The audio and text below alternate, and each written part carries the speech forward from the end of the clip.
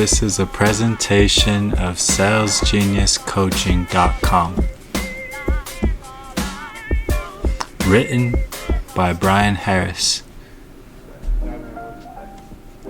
Published and reviewed by many.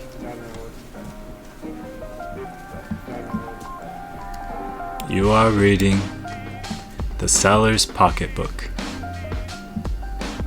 a guide to selling. Intro. The real reason behind writing is because we need more sales professionals in this world. Without people to help companies find buyers, nothing gets sold. When nothing gets sold, businesses fail. When businesses fail, people lose their jobs, their source of income, and the way they feed their families. When I got started into sales, I wish I had a little pocketbook like this I could refer back to from time to time. While I have many different experiences in sales, from hoodies and t-shirts, to life and health insurance, to my own business in cryptocurrency mining, and even wireless communications, sales is more than the buying of a product, but more so, the adoption of your ideas. Our goal in this book is to help you understand sales a bit more than the average bear, as well as how to improve your sales game throughout your career. We do this in hopes of creating more sales professionals who can also pass on the torch to those ready and willing to learn. Without further ado, welcome to sales. Chapter 1. Preparations. Before you can start training yourself to learn sales and turn yourself into the kick-ass sales professional, smooth-talking savant you know you are, you gotta first get into the sales mindset. When I was first getting started in sales, my biggest thing was to turn on YouTube, type into the search bar, and find the best motivational video I could. While this was fine and gave me the quick fix I needed, like some cracked-out junkie, it wasn't sustainable long-term. That was what I've spent a great deal of my time trying to figure out. Not only how to sustain a sales career, but to also be happy without having to hype myself up. And while I haven't exactly found inner peace, I think I've gotten closer to cracking the code. So to begin, to get your mind into the right place is first what is needed to get started on this journey. So as I tell all my new salespeople who never had experience in sales, it's the same advice I gave to my little brother when he started his sales career. This isn't an easy profession. It isn't for the faint of heart or anyone who wants a life of easygoingness. It definitely isn't for someone who's okay with being average and only making the cut of hourly wages. This is for the people who want success, not only for themselves, but for their families, for their friends, and in the end, ultimately, for their communities. Now, to take yourself and put yourself into a growth mindset, to always be wanting to learn so you can earn more, then teach others when you see them struggling, that is the mindset I'd like for you to set for yourself. As a whole, having this baseline makes all of us stronger. By working together and never taking anything personally, by always wanting to practice cultivation with each other, that is the mindset I've made for my team. That is how you'll find your sales success. You will be given the tools necessary to succeed. You will be given the mentorship to succeed. But in the end, it's ultimately up to you how much time and energy you'd like to dedicate to becoming better at your trade. That will help you close more deals than any promotional offer or any free type thing can ever be. Words of my mentor, Mina. Now, take a moment and get into your mindset. 1. Why am I wanting to do this? 2. What value can I bring to the marketplace? 3. How do I benefit my community, my workplace, my clients, and myself by doing this? Now, take a moment to write them down, and later you can build on it. Change it entirely, or tweak it to your desire. It's all about what you want out of your sales career, or any career for that matter. Chapter 2. Build momentum. Product and process. To start your training, you need to first know your product. So as most companies do, you need to take the training they give to you. Learn your product, at least at minimum, what it does and how people use it. Most companies have training that can teach you more about your product, sometimes more than what the average consumer knows. And while most people fall asleep or aimlessly click through these trainings, I'd implore you to lean into them a little bit more in hopes of having an edge in your product knowledge. Once you know your product, your processes must be learned as well. You can't fulfill any buy orders if you can't submit the paperwork necessary to get the product or solution. On top of that, I can smell when someone is new by how they move around their own computer systems and software. Not a good look for your buyers if you are in a high-pressure situation and need to get this in by a deadline, or worse, they are on a schedule, crunch time. While you don't need this to make a few sales, this is what set me apart from the rest of the pack in the beginning. You'd be surprised how many seasoned and veteran reps who may know the price, may know how to get it for free, they may even know how to get it to pay you. But what they can't tell you is how this works. How credible does that sound to you? So to be able to land all or most of your potential deals, you need to know your system, your product, how it works, and the promotions behind it don't hurt anyone either, but it can also allow you to have ammunition if price is the problem and contributing factor to purchase. Practice and rehearse. One of the best things I did that is a little awkward at first, but is pretty great at building conversation confidence, is rehearsing our pitches. I would set up my camera, my mic, and give my pitch. We would then listen to it, dreadfully, assess the tonality, how it would come across to our buyer, and what we can do to improve what we did well that can stay. After everyone goes, we have a chance to utilize it in a real setting, and by having this training experience, we can easily fall back onto it during our conversations when we find ourselves cornered or without knowing how to move forward. This is great for beginner sales professionals because it allows them to get out of their comfort zone and still within the parameters of the electric fence. All the fun without much risk. I'd also like to stress the importance of a genuine experience. Don't use your training as a one-size-fits-all scenarios. That is the worst mistake you can make. Thinking one sale is exactly like another and will work for one person easily works for someone with entirely different needs and wanted outcomes. The training and rehearsal is for a boundary and guidance in your conversations, pitch, etc. But it isn't meant to be used as a wonder tool. You are the wonder tool, except you're not a tool at all.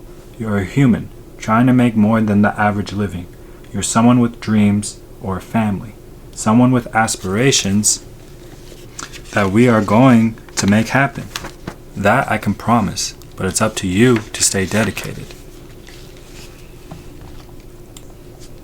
Chapter 3. The Hunt. Sales process. I bet some of you seasoned people who read the words "the hunt" thought I was going to talk about prospecting, and you are exactly right, but in a second. First, we need to go over what beginners can do to make this dauntless task easier for themselves, because no amount of motivation or hate can make you love something that makes you hate your very existence. When finding the first clients for your product, think about friends and family. Is there a way you can help improve their lives by switching them or adopting them into your product or service? There is also the factor that they will want to help you in your endeavors, as long as they can afford it and it really will benefit them. This can help you get a better understanding of your product or service, as well as the process to go through to obtain it, or the results it promises to yield. Your family is also easier to reach out to, and you don't have to feel so out of place, given these are your everyday people. This is meant to give you an idea of what prospecting is. And if you already know what prospecting is, hopefully I've given you some ideas about who your next client can be, as well as how you can become more familiar with your product or service and process. taking your family member from A to Z by bringing the product to their attention, gaining their buy-in, and fulfilling their need or want, then checking in later for other potential needs or wants is how the process works for everyone. And it is not just limited to our family members, though they do make it a great time to practice, especially for beginners who are still shy to get onto the sales floor and know what to say and what to do. Let's formalize the process a bit more so you can keep your prospects or potential clients more organized and on an assembly line type of style. Sales practice. The list. The list is something that I may have read in a book a long time ago and contoured to my own way of understanding and utilization. It's a step-by-step process that keeps your prospects moving forward. It's also for ones you need to check in with later. This makes it so nobody gets lost in all of your paperwork. Prospects are the livelihood of your career. Without them, you don't make money by closing deals. Let's go over the format and how it would look when taking prospects from the entry of the pipe to closing of the deal, and later, re-entry back into the pipe for additional sales. The format: find a notebook with a minimum of 5 pages. Page 1. ID or discovery. Page 1 is for you to think and reflect on anyone who you can reach out to that would be interested in your product or service and potentially purchase it. Think of past conversations. Think of today's promotions that makes it more affordable. Think of how it can benefit them in an area of their life. Those are the people and businesses that need to be on this list. Page 2. Contacted and interested. Once you have about 10 to 20 leads, you can start calling, messaging, or emailing your potential client. If they have shown no interest, they shouldn't move forward to the next page. On this page, you should also note how you reached out to the client, when, and if they touched base on what they may have interest in. Page 3. Offer and negotiation. Now this is where the fun pages start to happen. From here, the sales process can become increasingly fast, mainly because you have an organized folder of what you've been discussing up to this point, and how your service can impact, change, or benefit each client. Now, you have to get your offer together and be careful not to forget to mention to your client how your product or service improves or solves what it is they want or need. As you present and gauge how much they are brought into what you are saying, you can then go into negotiation if there is any to be made. Don't forget to ask questions as to why they think this would be a good fit for them, so they buy into the idea and adoption is easily progressed. Page 4. Fulfill the order and follow up. Once the offer is secured and the buyer is using the product, it's time to move to others in earlier stages of the process. This is how you make money, so don't spend all your time with a client hoping they keep buying more just because they like you. When it comes to a time you feel is good for what you are selling, check back on your past clients. See how they like the product, if there are any concerns, and if there is anything you can do to make it better. An added extra is keeping a direct line to you and an open door policy. This ensures to the buyer that they are taken care of and that you will take the responsibility for that care. Now, how credible does that sound just reading it? Part of the sales process is trust, gaining it, maintaining it, and in the end, having it to be able for the buyer to say, "This is it. This is what I've been looking for." Developing that trust is in knowing your product and process as we mentioned before, but keeping it lies in your word, how actionable you are, and how fast you get results. That's where we are going next. A light touch on the skills of the trade and how they all coexist in a process to get to the end solution, and without one can be detrimental, and ultimately why our clients don't buy in.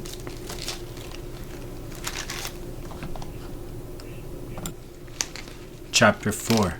Skills, not numbers. There are a huge number of skills that can translate to being able to make more sales. That is what also makes this one of the best professions out there. You can always learn to be better and find new methods of how to do just that. There is no shortage of material in the world on how to sell, but always take into account what it is they are exactly teaching, and not just some overhyped motivation self-guilt convention, which, unfortunately, most are. I personally took to Coursera for different courses on psychology, communication, English writing, negotiation, and a number of other courses that can teach you how to work with other people and not against them. I also went on to Udemy and found it to be useful for refreshing material that isn't so salesy, and it's taught by leading professors and individuals. Though everyone learns differently, dedicating a time slot in your day to learning a new skill or improving a current one is a trait I picked up at a young age, and it's what I can also dedicate my success in sales towards. Skills. While knowing that you need to practice skills is a step closer to professionalism, it's not the entire pie we think it is. By knowing what exact skills can translate to sales success, we can focus our attention to the thing that makes us the money, the thing we need to keep living. So here is a list of skills that you can study, ones I myself have studied, in order to become an authority of your industry. Here they are. Trust. How to gain it, use it, and maintain it. Persuasion. How to get ideas adopted. Conflict resolution. How to solve problems when they arise. Leadership. How to develop your own style and help others develop theirs. Psychology. Understanding how we think, act, and feel. Marketing. How to get your ideas sold at the marketplace.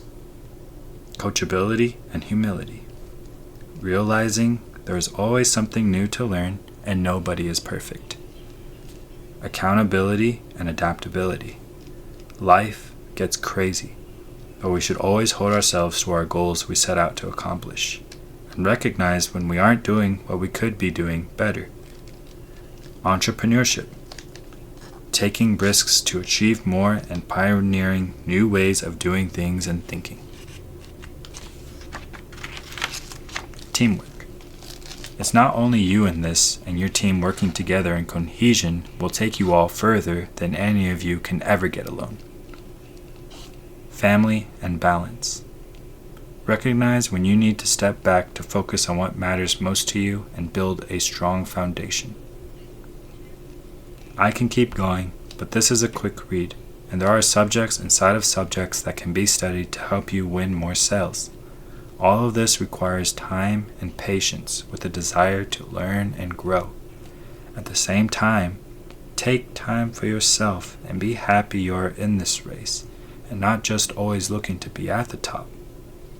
It is rough not seeing the gorgeous sunsets and beautiful sunrises. Take time to look around and realize how far you've come. Chapter 5. A Long and Rewarding Journey. In this book, there is nothing groundbreaking or even a new science that you haven't heard of, and that is how I wanted it to be written. The truth is, there is no secret to my success that I am withholding, and there is no one thing that I contribute to my long-term success in multiple industries over my years of selling. It was over the prolonged period of time I took the actions mentioned in this book that ultimately made me successful at my career, within my family, and in other facets of my life. That can be both devastating to hear, but at the same time, nice to acknowledge, because that means you too can have a level of success far superior to my own, and even more so of what I have helped others achieve in their selling careers. One of the main reasons this book exists is to let you know that there is no one course out there that will do the dream selling for you and your team, and anyone who promises otherwise is selling just that to you, a dream. Sales success is truly driven by how you develop yourself in all the ways we talked about in this book, and when you don't know what to do next, I hope you can refer back to it so you can get a sense of what to work on next. I commend you for taking this tremendous excursion, and I hope I have provided the value for you that I had wished for when I got started in this trade. Until next time, Brian H.